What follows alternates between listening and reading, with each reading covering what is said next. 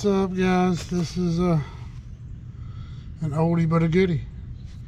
The old carrying a trash can. No serial number here, but the air handler is 1985. This thing's 39 years old. So we're gonna see if there's something wrong with it that I can fix. Not a lot you can't fix with one of these unless the coil's leaking inside or out. You can't get them anymore. You got an old, I don't know if that's a Tecumseh or a Bristol, what kind of compressor that is, but it barely fits. These things are tiny. You see my hand on it. So it's not a big unit, but they hung in there. There's another one right down there on the other side. There's two good ones, and then there's a good one here and a train over there. So anyway, the thermostat is on. It is 80 degrees. This is an apartment.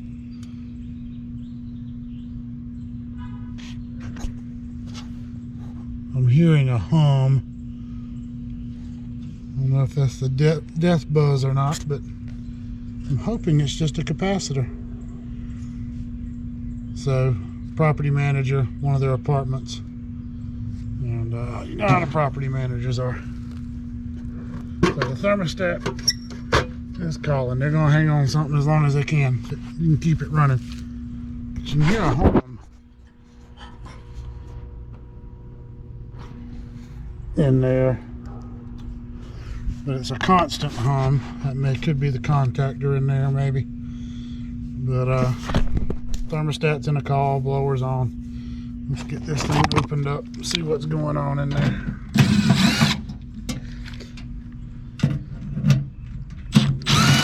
I'm gonna put up a short on another one of these I was at last week. Same building, other side, and it just needed about 5 ounces of refrigerant put in it, and it's still alive and kicking. And I'm hoping that by the time I finish this one, it will still be alive and kicking too. Well, you can send some young kids to look at one of these and they'll just, their jaw will drop. What am I supposed to do with that? So there's our defrost board in there. It could be the fan motor's locked up on it. We'll check that. We'll check for voltage, and we'll check our capacitor back there and see what's going on. Let me get the disconnect pulled out. Our hum stopped, and I hope it's not the fan motor, because I don't keep fan motors on my truck, but it's hot right here. Yeah, see how slow that thing. It should spin right on around kind of free. So, and that shaft, see how long that shaft is, goes up to the top right there. And you got like another 4 inches, 3 inches down below it. That thing's rusted good. I don't know if that's the original motor or not. If it is, it's 39 years old.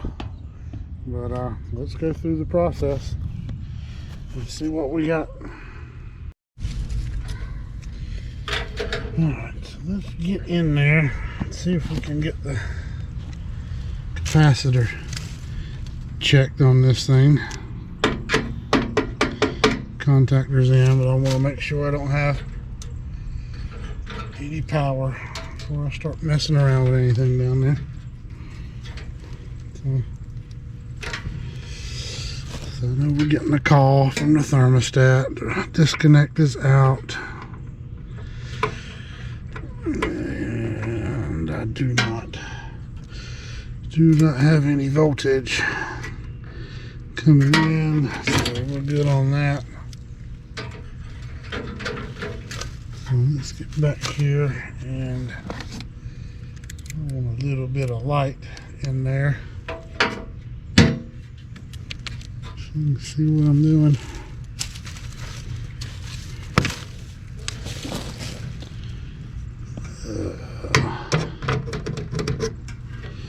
So let's probably be easier for me to just take the bracket off of it and just pull it on around.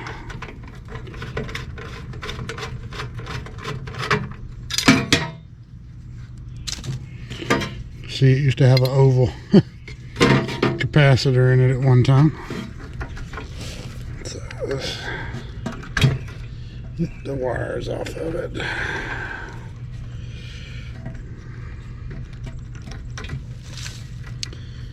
And, hoping it's a dead capacitor, but that shaft has got a little bit of stiffness in it.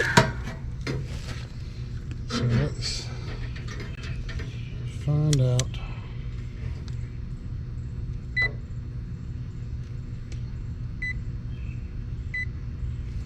Alright, so let's see what we got. Common to fan. Got 4.9, so that's not it. 20.2 right there. And it is a 25 by 5. So we're gonna have a bad fan motor in this one. So let me get this plugged back up, and then we'll see. The fan may be out on overload if it's hot. So if I can get an amp draw on it, I'm sure the compressor's out on overload.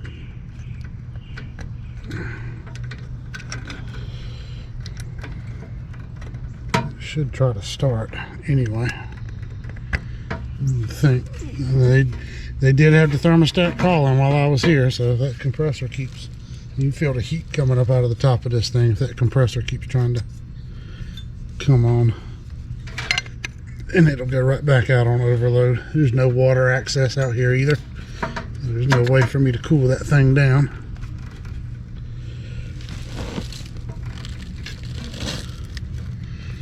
So just gonna have to leave the power off until we can get one of the guys back over here with a motor. That looks like a motor puller challenge right there though. I hate that I don't have motors on my truck. Like I said, if you hadn't watched before, I'm a service department supervisor, so I'm not a I haven't been in a service van for 7 years. I keep capacitors, contactors, relays, some hard starts, some temperature sensors for the TAM coils, and little things like that. But I don't keep motors. Like I said, I'm in a truck. It's got a box on the back, but it's not loaded with. It's not loaded for bear, because I don't run a lot of repair stuff unless I'm with somebody, giving them a second set of hands on an attic coil, something like that. During the summer when it's real hot, or it's just a big coil, it takes 2 people to get it up there, stuff like that. But anyway, let's see what kind of amp draw we get on this thing when I put the disconnect back in. The contactor is in, and there's my incoming voltage. That's going to be one of these right here, so we'll just grab hold of that, and then see what kind of amp draw we get when I get this disconnect back in here. Where'd I put it? Right there it is. Alrighty.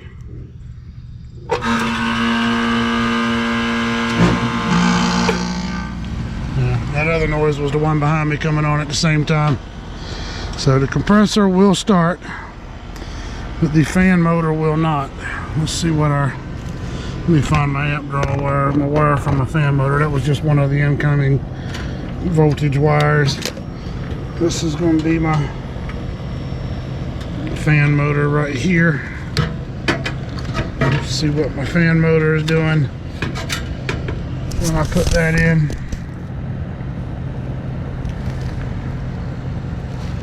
There it is.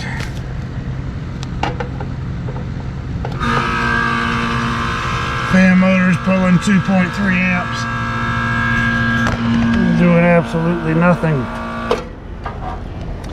So we'll get one of the guys to swing back by here this afternoon and swap this fan motor out. But yeah, I mean, this thing's 39 years old. Just put a fan motor in it and she's back up and running. They don't make stuff like this anymore. No, it's not efficient. Yes, it's loud when it runs. But damn, if you're only buying a new system every 39 years, that's not too bad now, is it? But yeah, that thing's bad. This is a Ted Cook job right here. Ted get that little Milwaukee punch deal, whatever that thing is he's got. I can't remember what it's called. They pop that thing right out in about 2 seconds probably. I do some sanding on it, getting that little lock key out right there. That thing's rusted in there pretty good where you can see it, but that might be stuck in there, getting that to break free. Actually guys, since I'm here, I'm gonna try to make it easier for the next guy. This top just comes right off right there. Let's see if we can get this loose. I'm not gonna make any promises. I thought I'd give it a shot. At least let it, if anything else, let it soak.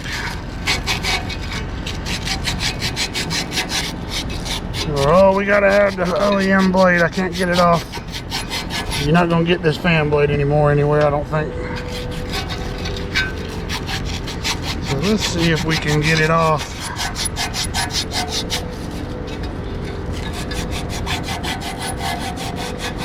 It's got two flat sides on it. It's only got one lock screw on it, but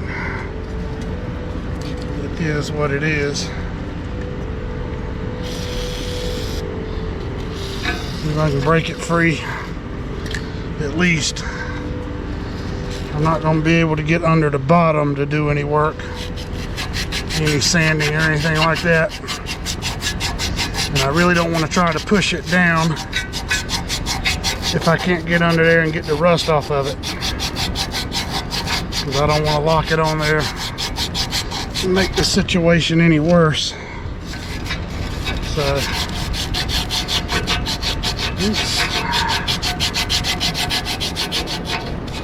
I'm trying not to cut my knuckles on these fan blades. Have a high pitch to them.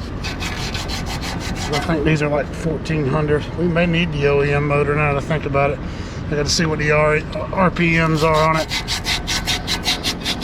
We may need a 1200 RPM motor. So if I can get the blade off, I can get a better look at the sticker. This thing's so old, I may call Carrier. Let me get a fresh piece of sandpaper. I may call Carrier, and they may tell me, oh, well, that thing's so old it's not in our system. So I don't know. And I'm not running a clock. This isn't about beating somebody's record.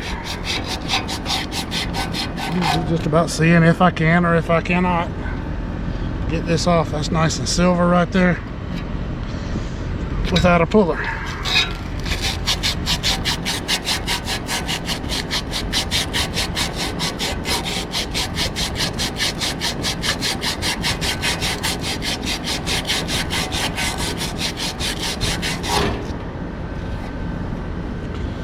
So get down here around these edges real good.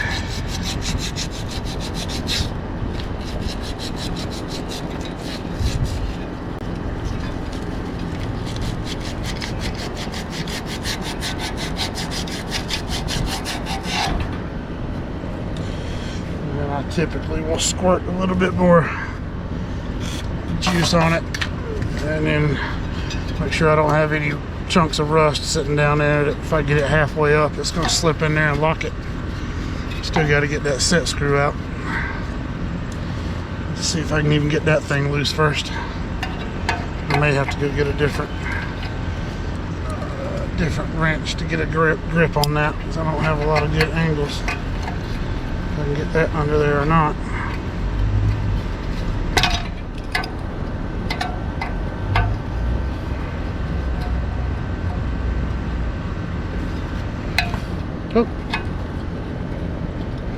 Oh, looked worse than it was.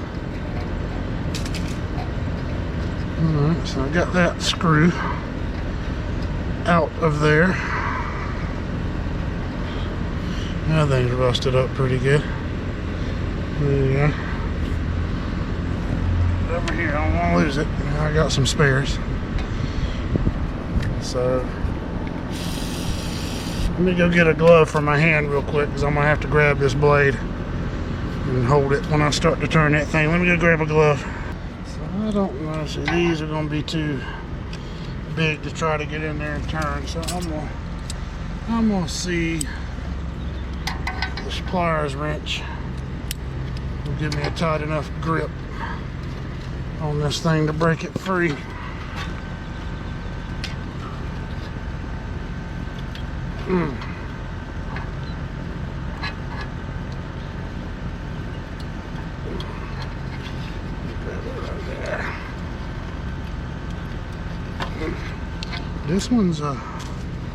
This one's a booger.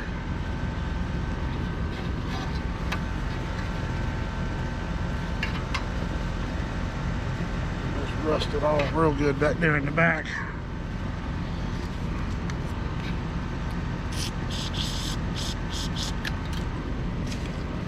I don't know if I can.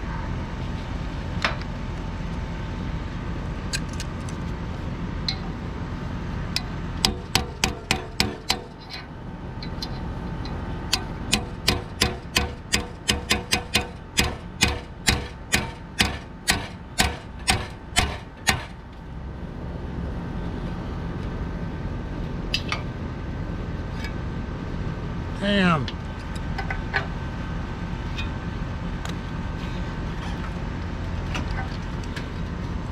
Need something I can get a better grip on that shaft with.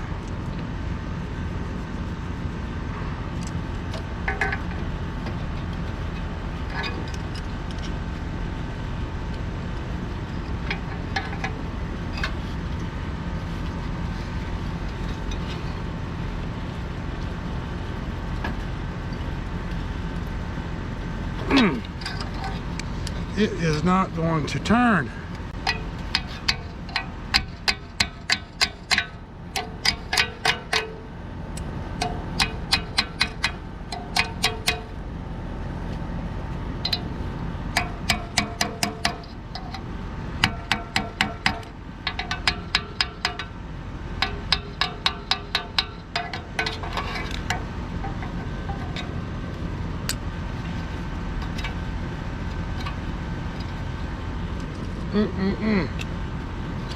Almost like I need to grab a set of vice grips, but I don't want to chew up this shaft.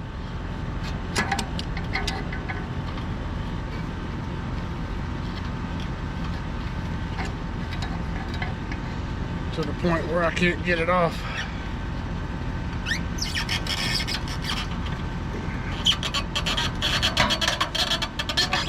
I don't want to bend the fan blade either.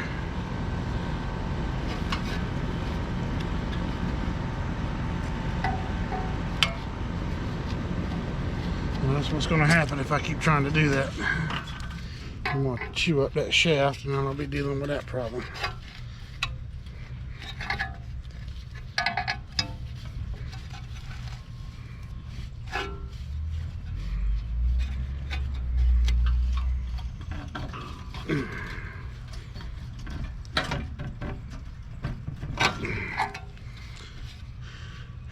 This baby's locked in there. So then you end up bending something and getting the frame out of center. If I took the motor out, maybe I could get a better go at it, but I don't want to do that. I ain't worried all that much about it. So I don't want to mar up that shaft trying to get it off. This thing has been in here for 39 years. as I look at the wiring down there. And it looks, maybe it was replaced once. We've got some new connectors there. But I miss the old motors that had the oil ports on them. You could oil them. So I mean, it's not, I can't get to the bottom of it. I mean, I ain't taking the thing out, so I don't have one to go back in it. So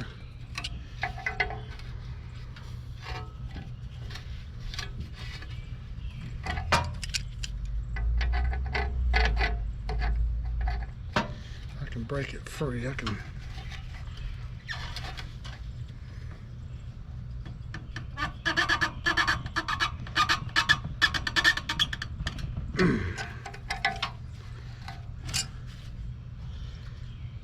Huh. All right, guys, we got her off right there. That thing is pretty gnarly looking,